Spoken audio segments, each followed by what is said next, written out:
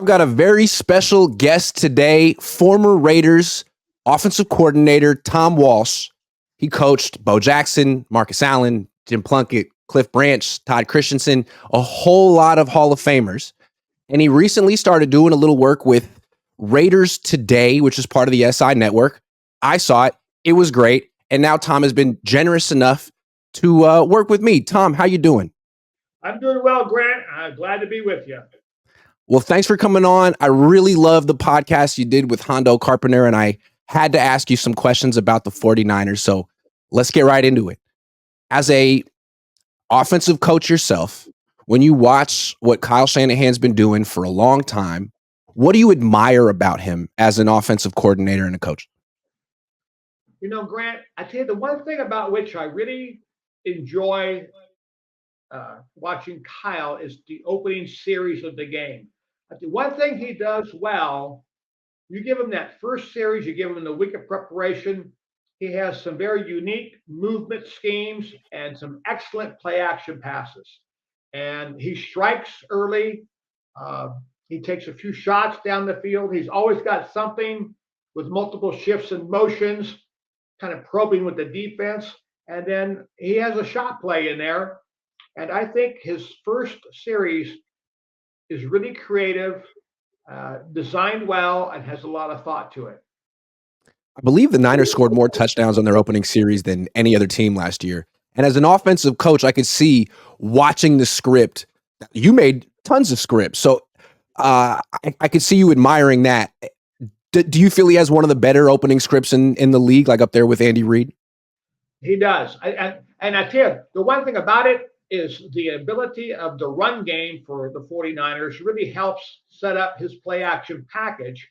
So when you start out your first series, you know, you're able to either come with the run and then follow it up sequentially with the play action off of the run.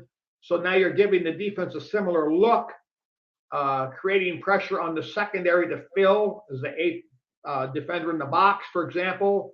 You get a single high coverage, whether it's a 3 deep or a man or a 3 deep zone scheme. And you got a shot pass in there as well. And, you know, it's a momentum builder for the offense to start well like that and to move down the field and matriculate the length of the field and put the ball in the end zone. Kyle Shanahan replaced Chip Kelly, who was supposed to be an offensive genius. But I remember with him, it seemed like his run plays and his play action plays didn't really match up that well. And with Kyle, it seems like his runs and his play actions really do look alike. Well, that's what makes it so successful. And you're giving the defense the same look continuously. Where Chip was running, he was running plays, and they weren't, you know, compatible, and they were not mirrored on the run action, and you know, it doesn't work as well. Let me ask you about one more question about the opening script. How collaborative is that process? Like, do you think he asked his dad, "Hey, Dad, you want to take a look at what I got cooked for this week," or is that was it all you when you were doing the opening script? No, actually, our philosophy at the Raiders was we wanted a united, combined effort, and we put everybody up on the board, and we'd have big meetings on Tuesday when we started putting together the game plan. And we had whiteboards all across the room. Just, you know, the whole place was a whiteboard. And you just started on one end and just went around the horn. And, you know, you could have 40, 50 plays up there by 5 or 6 coaches. Nowadays, you got 30 coaches. It's a circus. And back then, we had 8. That was it. Okay, let's look at the other side of the coin with Kyle Shanahan. He's accomplished a whole lot as a coach, but he hasn't won a Super Bowl. And he's never been the coach of the year. He's missing a little hardware. Someone who has 2 Super Bowl rings. Where does Kyle Shanahan need to improve to finally get over the hump? Okay. Let me say this about that. There comes a point in the game as a head coach, and he's the play caller as well. You got to know how to close out the game. I hate to say it that way. It's kind of blunt. But, you know, when you got a lead like he has had in, I believe, 3 Super Bowls, one is a coordinator in Atlanta, 2 is the head coach in the Niners, and he's been ahead 28 to 3? He was up by 25 points against Brady midway through the third quarter. I believe he was up twice against Andy Reid in the fourth quarter, was he not? He was. I'm sorry, but the great guys know how to close out the game. And the bottom line is you have to have a script in your mind and you have to have rehearsed it as a coach, as a play caller. Okay, I'm going to put you in situational football. We're going to practice this. We're up by 9 and there's X amount of time in the game. The ball's going to be on this position of the field. Here's what we're going to do to seal the deal. And you've got to practice it. You've got to script it. The players have to know what to anticipate from you and how you're going to go about shutting the door on the opponent. Yeah. I love that. So it comes back to a script. You said what you like most about Kyle is his script when it's 0-0 in the first quarter. It's a great script. But where's the script in the fourth quarter when he's up 7? But see, that's the point. He has to understand that you have to have multiple scripts for certain situations. And it's about situational football. And you've got to be able to orchestrate that during the week. And you just can't put the ball on the ground after your first series and just call plays. The bottom line is he may have plays early in the game that he likes to feature to attack the defense and a play action pass and a shot pass over here. And he does have some creative play action schemes early in the game. But then where do they go? Where are his after halftime scripts? Where are his 4-minute scripts? Where are his scripts that, okay, you're up by 7 and there's 8 minutes to go on the clock? Mm-hmm. Now, how am I going to grind the game? How am I going to milk the clock? How am I going to be able to take the air out of the ball from the opponent? I can't let Mahomes get back on the field. So now, the classic case in this past Super Bowl, and you are more tuned in than I, but in the third quarter, I believe the Chiefs started with the ball and threw an interception. And the Niners were up how many points at that time? 7. 7, at least. Now, that would be a great opportunity right there from Kyle's perspective to be able to take momentum back in the Niners' favor. You shut down. You got the interception. You turned over Mahomes. You got him off the field. Now, I would like to have him go cool off and sit on the bench and keep Mahomes on the bench for a while. I want to run the clock right now. I want to bring back my run game. I want to knock him off the line of scrimmage. I want to be able to keep the momentum I just gained from my defense turning the ball over. Instead, I think at that point in that third quarter when he had 9 or 11 passes, 2 of which were completes, and he ran the ball 2 or 3 times, and he has a McCaffrey who's supposed to be the offensive player of the year and all that. You got to go back to the base. You got to run the ball. You got to start and get the momentum back on your side. You got to be able to swing the game over to yourself. He had a great chance there to really put himself up by 2 scores and eat up a lot of clock time.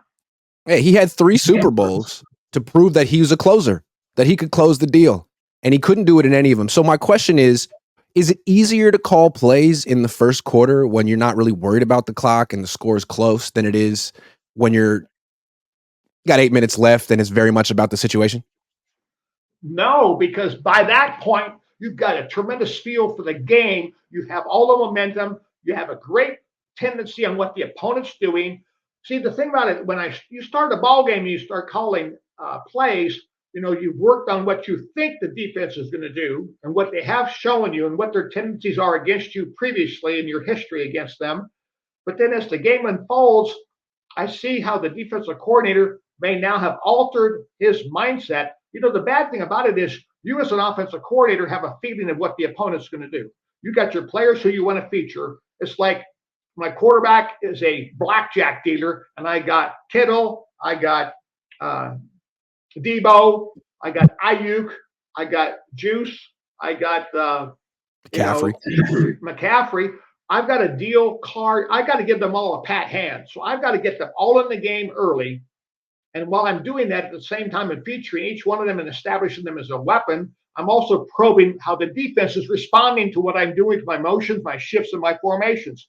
So now I get a feel for it. I've got a guy upstairs charting everything, what they're doing against all my sets with the motions and the shifts. Are they squirming safeties? Are they bumping it? Are they traveling with corners with wide receiver motion and all that kind of stuff that you go through? And then as the game progresses now, I have built a book on what the defense is doing today.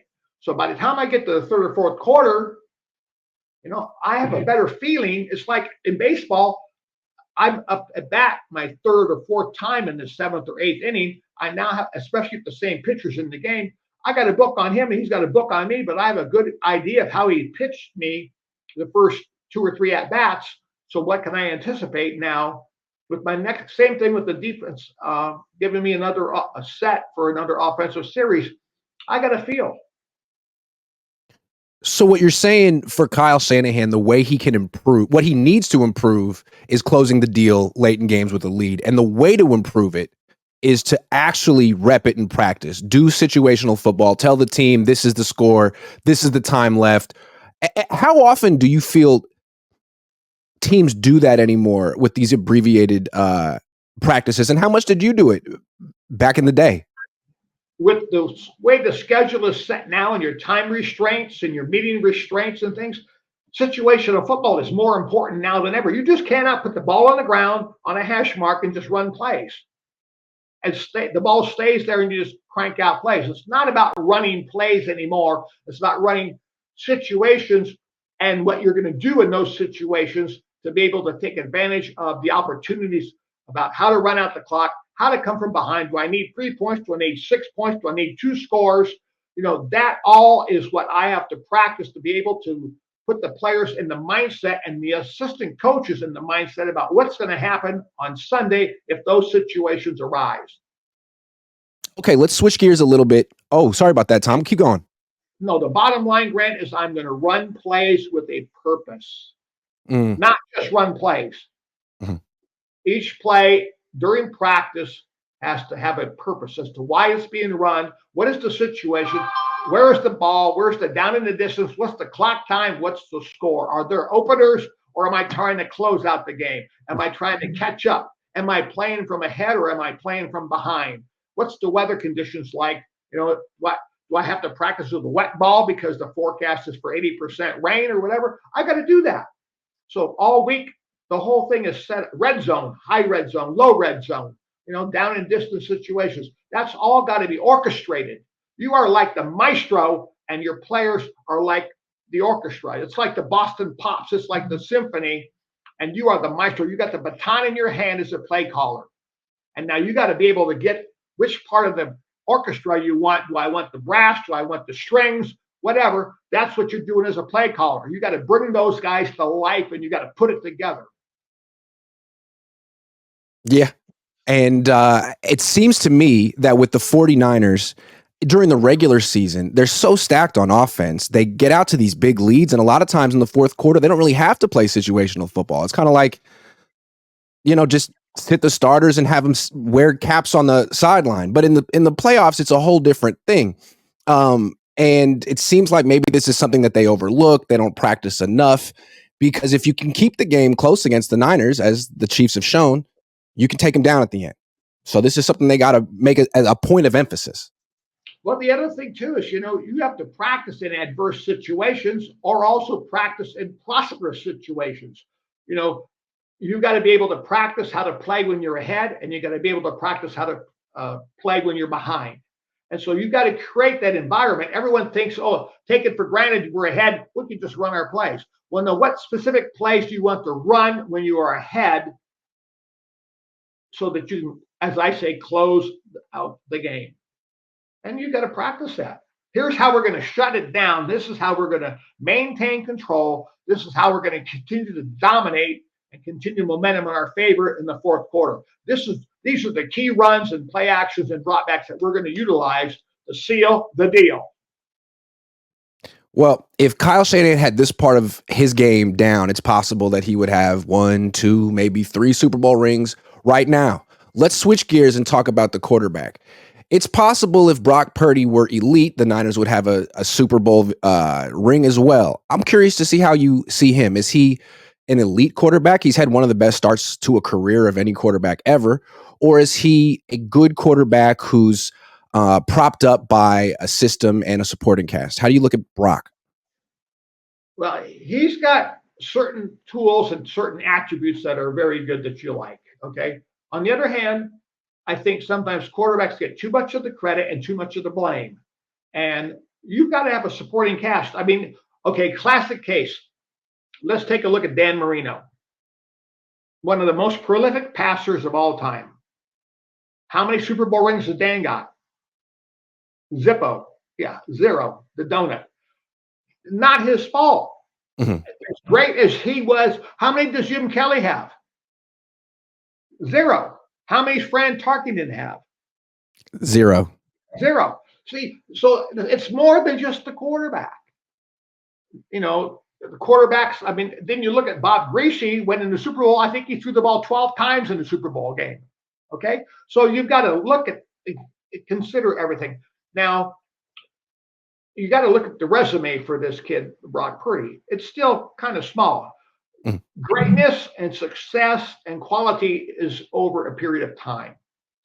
You got to have, it's like when Art Shell was playing tackle and Pro Bowl and Upshaw and Otto and those guys for us, you know, success for them and greatness was over a period of years. It's not just a one year wonder. You know, you've got to do it again and again and again and again. And so now he has promise. He's shown success. How's he going to grow? How is he going to mature? And then how are the players around him going to respond that he can make them better and they can make him better? It seems like in today's age of media, there's always a rush to be the first person to say that a certain player or quarterback who's had a good year or two is elite. And we saw this 10 years ago with Colin Kaepernick. He had this incredible start to his career, and Ron Jaworski said he just might be the best quarterback of all time if things go well. There's a rush to crown people and say, I see it first. He's elite. And what you're saying is eliteness, greatness is something that's achieved over time. It is. It's quarterback play. Look at Joe Montana. Look at Steve Young. I remember when we were in LA at the time in El Segundo, and Steve was the quarterback for the LA Express. And Sid Gilman, who's my mentor and everything, is working with John Hadel. Sid took Steve Young under his wings in the USFL and groomed them and everything and worked with them, refined his skills. He was a halfback playing quarterback. God, Steve Young had fabulous. You look at his legs and you look at it from the hips down, you swore, if you did not know who the guy was and you just saw the hips down, you would have swore the guy was a running back. He had fantastic lower body build. But Sid worked with him daily. I would go over during the offseason and watch practices because John Fox, who coached for me, was also coaching for the Express. And I knew Hadel from his days with the Chargers and everything. And so I'd go over there and watch him, and Sid would be talking about it. But those guys were not elite to start with.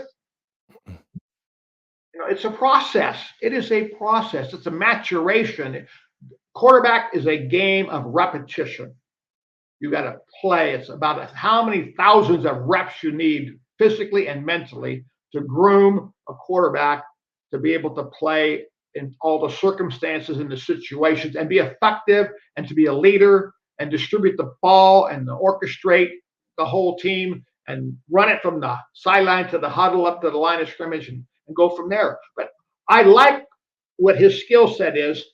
And the key thing for Kyle is to continue to take advantage of what Purdy does well, which may not necessarily be what Kyle wants to do. Here's the bottom line, Grant.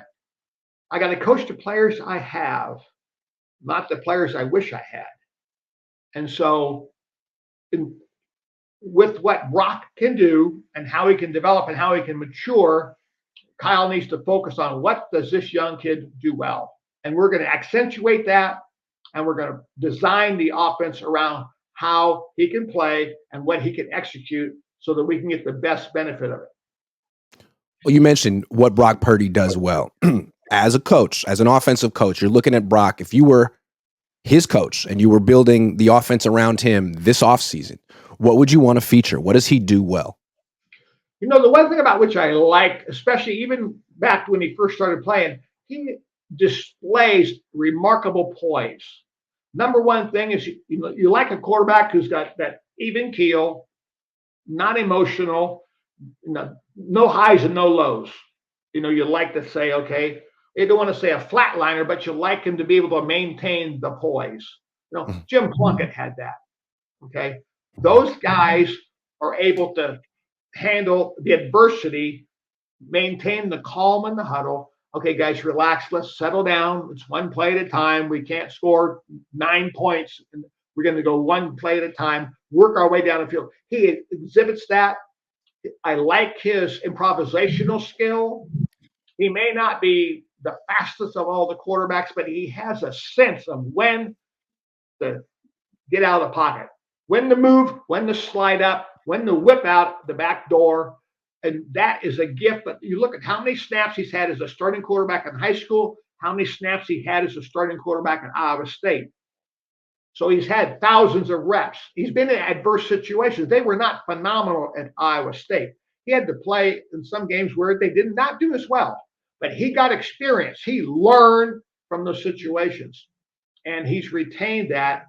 And his memory is good. His instincts are good. He doesn't have the greatest arm, but he doesn't need the greatest arm. Timing is what you create between the quarterback and the receivers. Joe Montana couldn't throw the deep ball. I mean, I look at some of the quarterbacks that are now successful in the league, and I look back at our philosophies offensively, and there are guys who would not have been able to play and satisfy Al because they did not have the arm.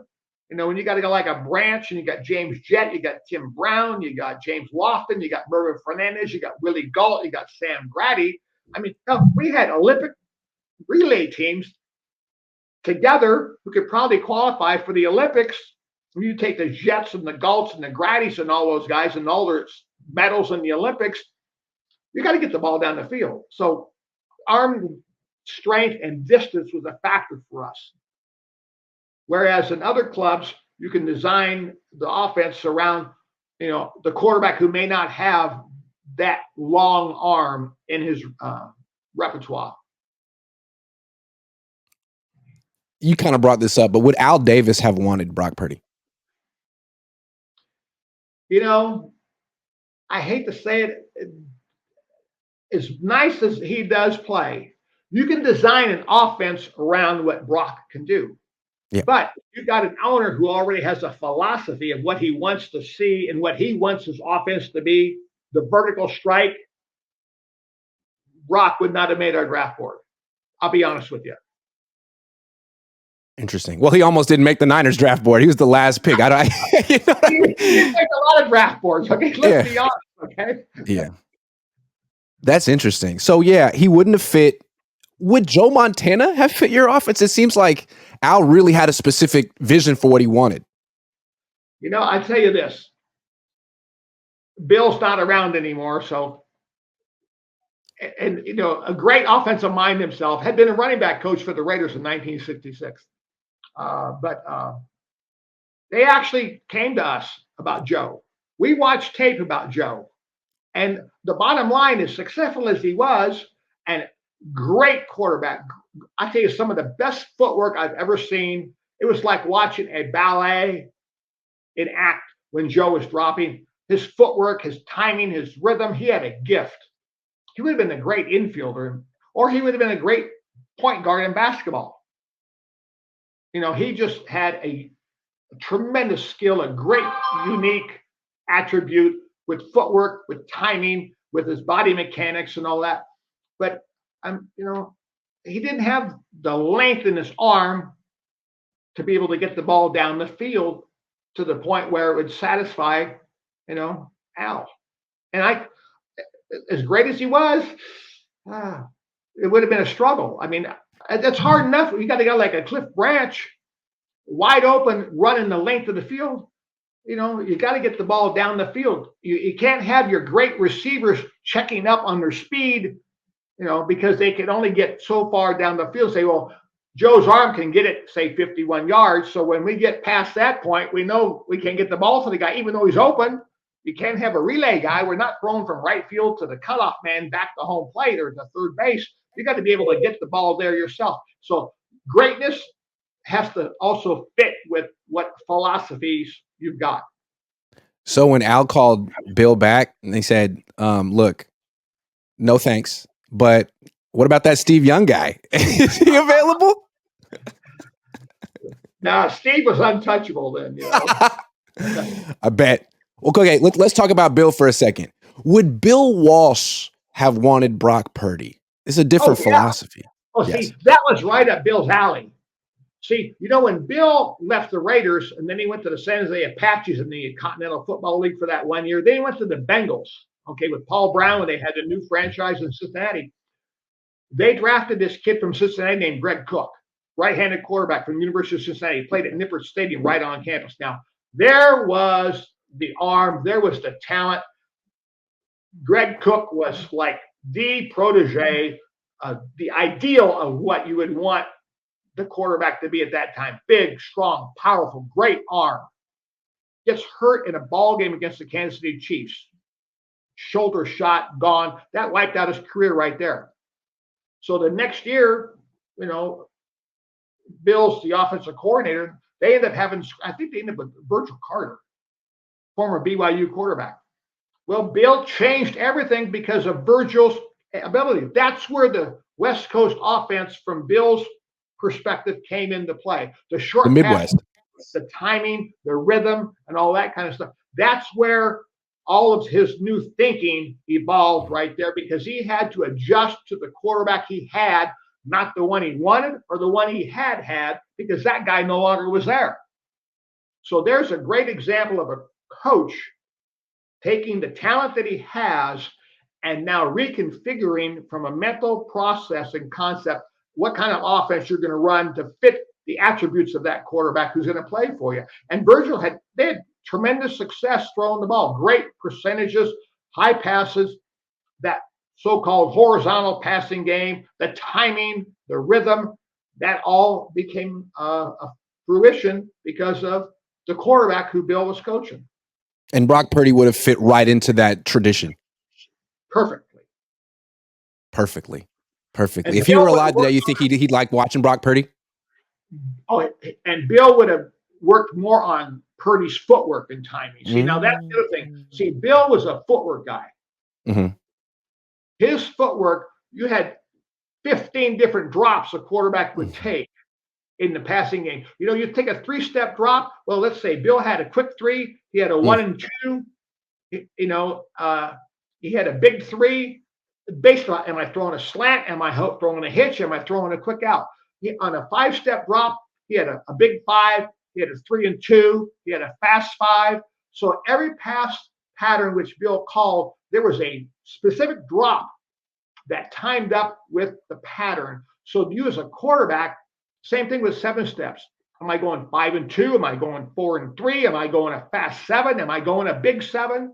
So everything timed up. He was one of those guys who orchestrated everything around the pattern and the timing of the quarterback's drop, so that when the quarterback got set up, bam, the ball was coming out. But the timing was set so that the drop was in rhythm with the anticipated receiver. So when that back foot hit, Joe would gather or Steve would gather, boom, ball's coming out. Because it all. So where Al Davis would look at Brock Purdy and say his arm isn't strong enough, Bill would look at him and say his arm's fine for me. I just want to keep refining his footwork so his timing can be even better.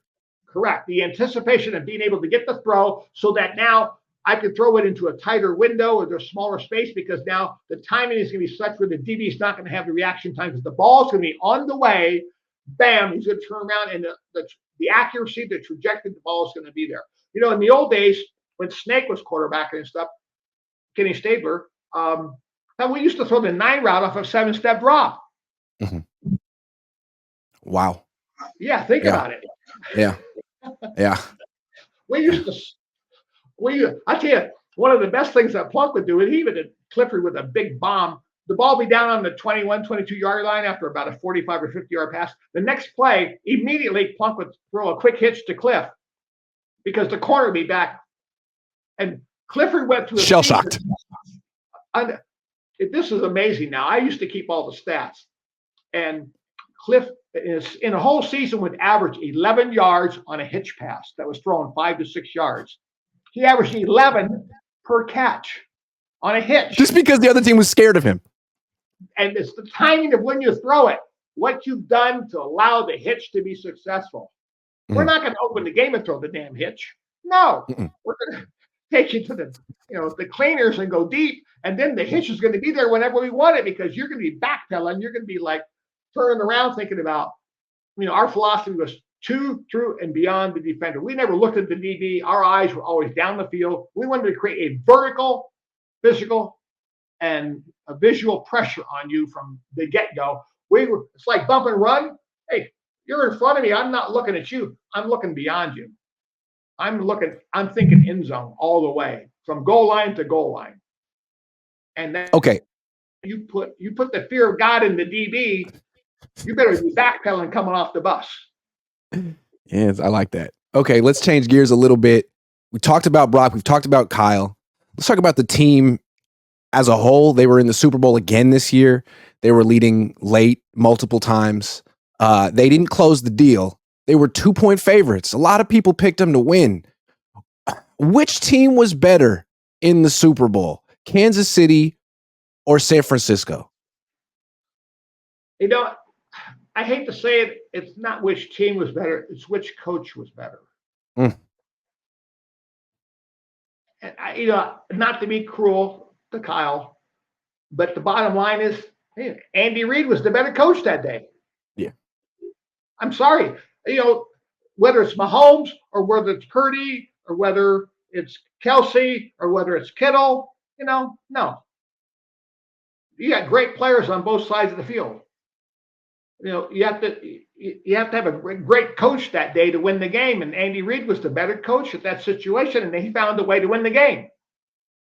It's interesting. A lot of people will look at the Niners or that matchup. I think Kyle will look at it that way. Like, well, we may have had the better team, but they have Patrick Mahomes, and he's an all-time great quarterback. But what you're saying is, on that day, the gap between Mahomes and Purdy was smaller than the gap between Kyle and Andy Reid. Correct. Yeah. And see, to me, I go back to the third quarter, because the Niners had a chance after the interception. The destiny for that game and for the future of the rest of that ball game rested in the hands of the Niners offense and the play caller, because they had the ball back. They got a turnover. You got to capitalize. You got to find, and you throw in 11 passes and only completing 2 or whatever the stats were. Was he 2 of 9 or 2 of 11? Something like that. And he had 3 runs. Yeah. And you threw the ball 9 or 11 times, and you only ran the ball 3 times in that third quarter. I'm sorry, but from a coach's perspective, when you're ahead and you're not burning clock and you're not exerting your force and your momentum on the opponent, that to me, there's the ball game right there. Right, you're in control of the game at that time. Correct. You can call the plays that run down the clock, close out the game, as opposed to just calling whatever and asking your quarterback to be special or whatever.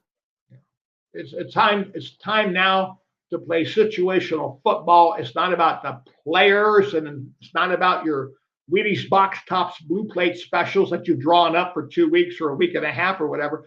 That's over. Now the focus is on the game and closing the deal, not displaying your offensive guru passing genius. That's not the game anymore. That was the first half. Now let's get down to basics and play football.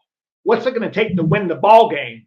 What plays can I repeat that were successful in the first half from a different formation, a different motion, a different shift, but with the same scheme that had gained yards in the first 30 minutes? So I got to have repetition. I may show you it. Okay, how many different ways can you prepare your meatloaf? How many different ways can you fix chicken? Well, we're having chicken, but now I'm going to have 4 or 5 different recipes for chicken. The same thing with running a play. I have different ways to show it, different ways to disguise it, to distract the defense with different personnel groupings. But hey, we're still getting you chicken. What killed me about the final play of the season for the Niners on offense, if you remember it was 3rd and 4 from the 9 in overtime, the Chiefs 9, and they went empty backfield, Christian McCaffrey in jet sweep motion, play action to Christian. It's like, I don't think they'd ever run that play ever. So with the season on the line, they didn't go chicken. They went like duck or something very exotic that they hadn't eaten ever, and they couldn't digest it. It was very strange. So I want to ask you a question. You mentioned Andy Reid. He's the best. Or would you agree that he's the best? What sets him apart from Kyle in your eyes? You know, he understands what it takes at the moment to be able to get the game in control or to win it. And he's able to make the decision, take his ego out of it. Okay. He's not worried about being a genius play caller. You know, see, the thing about today's football, it's a pass happy league. Okay. So you got all these coordinators who want to prove that they have a genius quality. They've got creativity. Your creativity in their mind comes in the passing game. And, you know, you can get a guy out of the stands to call a run. So, you know, no coach has been called a genius because he can run the football. Otherwise, Chuck Knox would have been a genius a long time ago because ground Chuck, you know? Well, no, it's throwing the ball. And see, as a coordinator, you've got to be able to take yourself out of the game and call the plays to win and not worry about your image, the label they have on you, have some reporter talking about how great you are as a play caller because your creativity is so good. No. You got to be able to win the game. So you got to do whatever it takes to win. You got to run the ball to win. You throw for show and you run to win. I'm sorry, that's the bottom line. Now, Mahomes and a couple. Hey, the Chiefs even this year improved their run game. I'll tell you a classic case. 2 years ago, Andy was running a lot of RPOs. Well, Mahomes was throwing the ball a lot on the RPOs, sometimes when he should have been handing the ball off. So Andy says, well, wait a minute. You're violating the theory and the concept behind the RPO. So therefore now I'm taking the RPO away from you and I'm calling the run, and it's a give it. It's no longer you looking at a conflicted defender and making the choice of whether you're going to throw the ball or hand it off because you're abusing that concept. So I'm going to take it off the plate and take it away from you so we can run the rock a little bit more. And then bam, this year you look at Pacheco, they had a pretty darn good run game. It seems to me like since Patrick Mahomes has been the quarterback there, Andy Reid's offense has evolved a few times. They used to have Tyreek Hill. Now they're like a 2-3 tight end offense that runs the ball, and they're just starting to add a little bit of speed back to it. I can't say that Kyle Shanahan's offense has evolved. It's been pretty much the same for about 5 years. Correct. He's got a philosophy, and you know, the great thing about Andy is he has adjusted to the personnel that he has, and he finds a way to utilize his roster and find something. He brings in the third and fourth tight ends, or the second and the third. He takes Kelsey off the field, and then he's still throwing the ball to his backup tight ends, and they're still making plays. So he finds a way to keep them involved in the game, and he finds a way to give Mahomes outlets to other receivers other than, quote unquote, the star power guys whom everybody expects will get the ball anyway. One thing I find interesting comparing these two coaches, Andy's 20 years older than Kyle, and yet he's the one who's more flexible, more willing to evolve with the times, whereas Kyle's is very dogmatic. This is how my dad did it. This is how I do it. This is how we're going to keep doing it. You know, the key thing is to be able to adjust. Okay. Yeah. It's like we had, a guy named Marcus Allen, a guy named Bo Jackson. Then we had Roger Craig and Tom Rathman and Eric Dickerson. Hey, you know what? As much as you like to throw the ball, and it's really great to see that thing going over the top of the defense all the time. And a quick 6-8. Our idea of a drive is give me one and done. Okay, I forget the multiple plays. Hey, if we get a shot play on you and we can score in one play, bam. Okay, we're taking it. We're not going to give it up. But sometimes you got to run the ball. Yeah. You have to be able to suppress your thoughts and your ideal and your dreams and do what's best for the club. The Niners don't have many weaknesses. A lot of people think they have the best roster in the league. If they had one weakness, it would probably be their offensive line. They have a great left tackle, but they don't really invest in the other positions very much. And yet they still make it to NFC Championship games fairly regularly. So how important How pressing are their issues on the offensive line? Well, it's hard. I mean, I look at the offensive lines that we had at the Raiders, and you got Shell, you got Upshaw, you got Dalby, you got Mosbar, you got Mickey Marvin, Henry Lawrence. You got some quality players. And you had some great running backs. Nowadays, it's hard with the salary cap to be able to have a multitude of our Raider ball clubs that had 12 and 13 and 14 Hall of Famers on the same rosters, and 7 or 8 of them playing in multiple Super Bowls and winning them all in the 80s, 80 against the Eagles and against the Redskins. And some guys who played in 3 Super Bowls and won 3 in the 76 game against the Vikings, as well as the Eagles and I hate to say Redskins. I can't say Commander. My God. But anyway, you can't do that today. The dynasties are kind of been capped and restricted because of the salary cap. But you've got to be able to have, some players who can be constant quality performers for you. And somewhere along the line, you got to have an offensive lineman. I look at the Niners offense and you look at the left tackle, someone's going to be his backup pretty soon because he's about at the end of his career. How many more years does he want to play or can he play? How many games does he miss a year to begin with? And what success do the Niners have when he's not playing? Not a lot. They're 3-6 when he's out in the last 4 years. Now, see, that's another thing that tells you something. I got to say, when Trent Williams is not, how many games did he miss? He misses, 4 or 5 games a year, probably? 2 or 3, but that could increase as he gets older. He's going to be 36 in a month. Okay, yeah. And so I've got to think about when he's not healthy, when he needs a break, he needs a blow, who am I putting in at left tackle? How's that impacting our performance? How's it impacting our protection? What runs? You notice if I look at the Niner offense, they have a certain run philosophy that they have to the left, and they have a certain run philosophy they have to the right. Explain that. It's predicated upon the personnel. I look at their right side of their line. They are more of the outside zone concept of the inside zone, where they have a button run philosophy where we're going to, and you look at Kittle at the point or Juszczyk at the point where they just button run and run their feet. And then, once in a while, you'll see a button turn, you'll see a button cut. The backside's playing button wall. But when I'm running to the left with the Niners, they're running the leads and more physical style of run. Makes sense. Because they got Aaron Banks and Trent Williams over there. Yeah. And on the other side, they're using more foot speed and stretch concepts because they don't have the power to knock you off the ball, which the left side of the line has. So they have to complement what can those linemen do on the left side and what can those linemen do on the right side. But now they've got to be able to, you're not going to find 5 linemen, all of whom can do the same thing. So you've got to say, okay, what philosophy do I have that fits with what we can do on the right side of our line? And what philosophy can I have that fits with what our left side of our line can do? And then you've got to find players who fit those mindsets and those philosophies that you have offensively.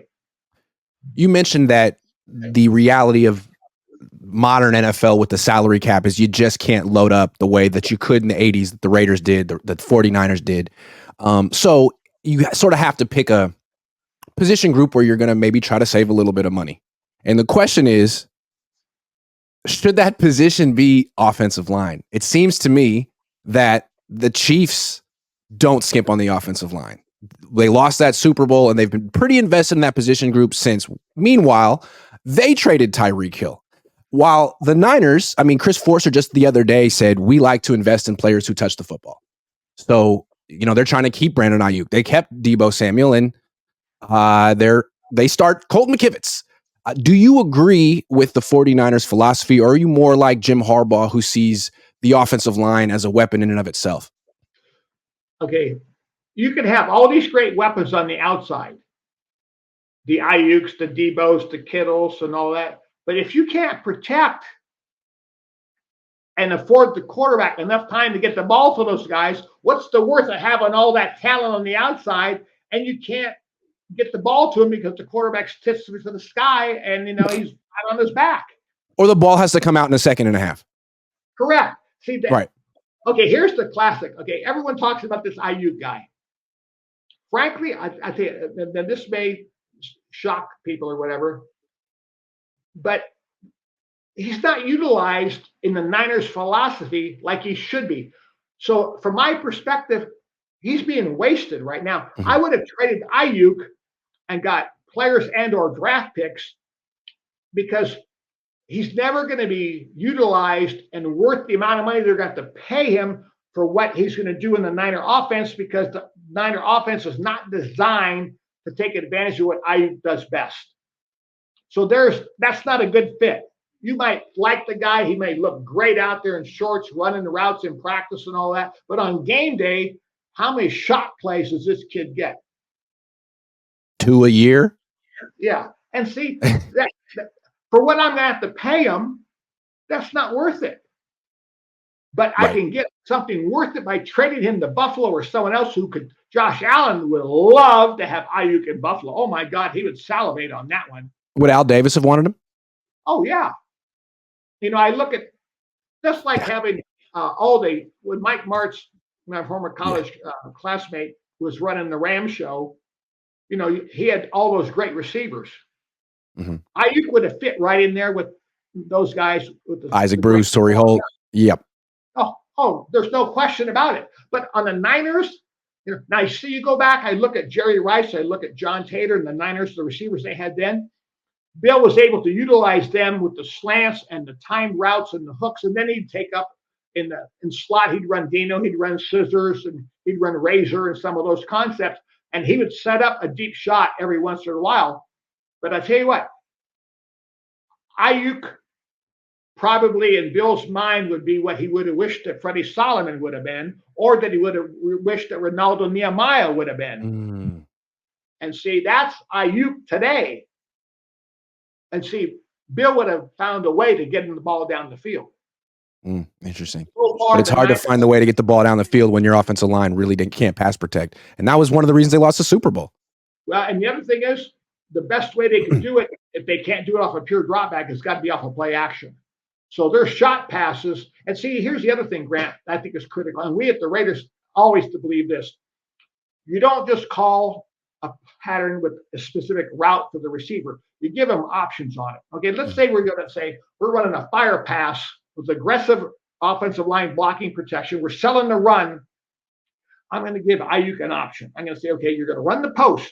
Now, if you're even, you're leaving. If you know what I mean by that. If you're even with the DB, you're leaving. Okay. If you can't catch him, I want you to slam on the brakes 17, 18 yards and hook it up in the hole.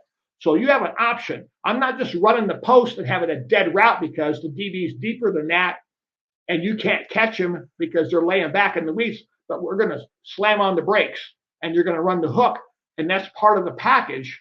We would take a guy like Branch and put him in the slot or put him down in a nasty location and put Marcus outside wide or whatever and say, okay, you're going to run down the field. You got the seam route. Okay, if the middle of the field's open, you're going to rock and roll and hit the hole in cover two. If it's man high, safety high versus man, you're going to run the square in. If it's 3 deep zone and you can't go by the secondary, you're going to hook it up. So you got 4 options. So I can get the ball to Branch when I want. I don't want to go through the whole ball game and be Bill and say, geez, Joe, we didn't get the ball to Jerry. Well, like we called flanker drive and they did this. And we called this and they did that. We tried to run a juke route and they did that. You got to have options for the receiver. You just can't call a route in a pattern and bam, that's what you're running. Because if you do that, then Brandon Ayuk might just have 3 catches in the Super Bowl. All right. And the thing about it is, here's the bad thing. I don't want to get into a guessing game with the defensive coordinator as a play caller. I don't want, because he might have woken up on the wrong side of the bed. He may not be the guy that he has been all season long, who I've got a book on. All of a sudden, the guy came out and he had scrambled eggs instead of Wheaties for breakfast, and he's a different guy. And now I can't get a feel of him because the same guy didn't show up who's been there the free 16 weeks.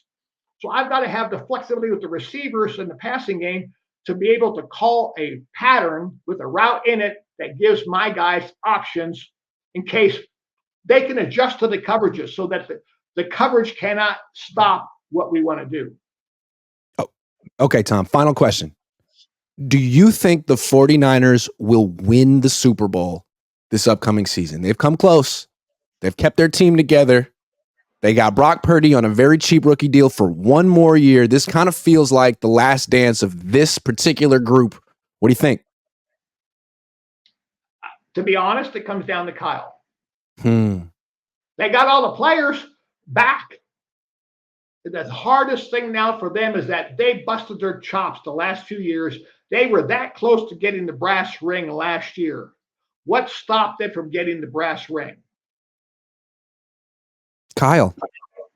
So, what is the Kyle factor going to be? Has Kyle learned? Has he grown? Has he matured as a play caller, as a game manager? See, the whole key thing to me is that, you got these players, you got all the talent in the world offensively. And they're doing their best. But did he grow? Did he learn? He fired Steve Wilkes. It was the defense's fault. But the thing about it is, hopefully Kyle has learned. You got to evolve. Mm-hmm.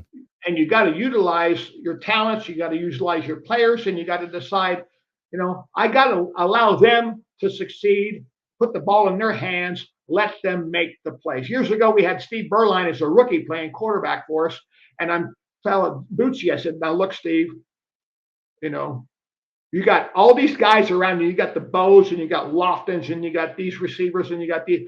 Just put the ball in their hands and let them make the plays for you. They're going to make you look like a pretty damn good quarterback. And Berline threw for over 34,000 yards as a starting quarterback, in the NFL.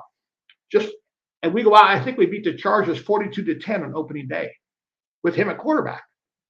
I just let them get the ball in their hands. Let them make the plays for you. As the head coach, as a play caller, put the ball in their hands. Let their greatness, let those 5 guys, rather than one person, win the game for you. Those 5 guys, the sum of the parts is greater than the whole. So all those 5 guys are going to be more of an impact than any one guy can be by himself. And that, in this case, is the same thing with the head coach. Yeah. You've mentioned something earlier when I asked you the difference between Andy Reid and Kyle Shanahan. And you said with Andy, he can take his ego out of it. He doesn't need to be looked at as the genius or the reason that they win. I feel, not to speak for you, that Kyle has a tough time doing that. That he wants to be seen as one of the main, if not the main reason that they win. It's not good enough to have all these weapons. He's a weapon. And I think maybe that's gotten him into trouble a little bit at the end of these games where his legacy's on the line. Take your ego out of it. The bottom line is he's throwing when he should be running. And, it's not, at that point, it's about winning the ball game. It's about the team. It's about the big picture. It's about closing the deal, getting the job done. It's not about who's doing what. It's about the process, and it's about the result. That's what counts, the result. It's not about having the best yards per play average that you can in that game. Like maybe that would be your goal if you're an offensive coordinator. You're not playing fantasy football. You're not playing video games, okay? So you got to take all that crap, throw it out the door, okay? That's gone. The bottom line is, what's it going to take at that particular time, in that point in time during the game, to be able to win the game? It doesn't matter who makes the plays or who makes the calls, but the job is get it done. Well, Kyle, if you're watching, I've been doing pro bono quality control work for 8 years. I'm just trying to help. Tom's here as well. He's trying to help. It's on you. You got the best team. You got a really good quarterback. If you're the coach that everyone says that you are, you can win the Super Bowl with this group. But the question is, Tom, do you think they will win the Super Bowl this year? I tell you, it's tough to get back there again when you came so close last year. And the worst part about it is you came from ahead to lose. And that just, you've got to be able to cleanse your mind as players and as coaches and just get a degauser out there. It's like, and erase your brain from all of those feelings, the sentiments, the emotions of how hard you worked and the fact that how you lost the game. You got to be able to get that out of your craw. But the thing about it is, I got to go back out there this year, and I've got to think that I could play as well or better than did last year, but is that going to be enough to change the outcome? That's the key. And Right. who is Like, the person to change the outcome? Now yeah, that's who can give more than they gave last year? Kittle? Ayuk? McCaffrey? How can McCaffrey give more than he gave last year? See, that's the tough part. So what is Yeah. the factor that's out there that can sway and swing the pendulum the other way? There's Ricky one guy- Pearsall. Yeah. And that's the thing that's so amazing about the Niners. They've been on the doorstep for 4 years, and they haven't found that one player or thing or whatever to push them across the finish line. And this year, it feels like this offseason, they kind of stood pat. You know, it's like there was a movie, something about always the bridesmaid and never the bride. Why is that girl always a bridesmaid and she never gets to the altar herself? That's Kyle. He's got to get to the altar. What's he doing that's preventing him from getting to the altar and being the chosen one? It must be tough for him at Thanksgiving dinners where he's sitting there with his dad, and his dad's just got those Super Bowl rings kind of tapping on the table. Like, I'm really proud of you, son. You're doing a good job. Like, yeah, thanks, Dad. Okay, now let's go back. Why did his dad get those rings? How many times did Elway in the Super Bowl and did not win with Elway? What was the factor that allowed them to win Super Bowls? Running the ball. Thank you. Yeah. His father discovered run the rock. They had this guy named Terrell Davis, who was a sixth. Yeah, he's pretty good. Had been at Long Beach State. They canceled football. Terrell ends up down in Georgia. And what was he, a sixth-round draft pick? Or free agent? Sixth round. Until they ran the ball, Elway didn't win Super Bowls either. And he's one of the greatest quarterbacks of all time. Great arm. Funny how that goes. You throw for show, you run to win. Remember that. Kyle, write that down. Tom, this was phenomenal. Thank you so much. I hope we can do this again sometime. Well, I appreciate the opportunity. I love watching your podcast. Of course, you and your father are just the most dynamic duo ever to grace this podcast and world. Well, thank you very much for watching. Me and my dad will be doing a podcast in a couple hours. So I'm really eager to post this and have my audience get to know you. This was great. Thanks, Tom. Appreciate it, Grant, and good luck with all your endeavors. You too.